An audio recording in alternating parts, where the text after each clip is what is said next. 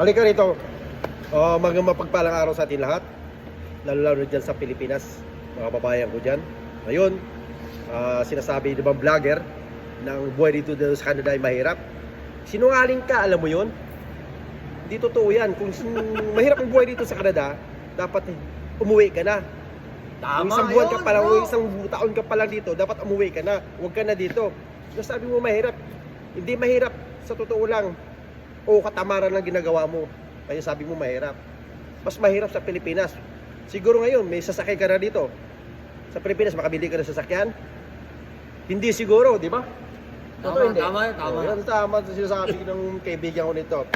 Kaya maasahan ko to si Tol Edwin eh. Alam na alam niyang buhay niya rito sa Canada. Matagal pa to sa akin eh. Kung mahirap dito sa Canada, bakit tumagal ka rito? Masarap dito sa Canada. Oh, yun ang sinasabi Masaya. ko. Hindi katotohanan yan na mahirap buhay dito sa Canada. Ito mismo ang katotohanan. Ano Dahil ba ako? 10 years na dito, may higit. Ayaw umuwi ng Pilipinas dahil magandang buhay na dito sa Canada. That's it. Yun lang masasabi ko sa iyo, itong vlogger na Pilipino. Alam mo yun kung sino ka.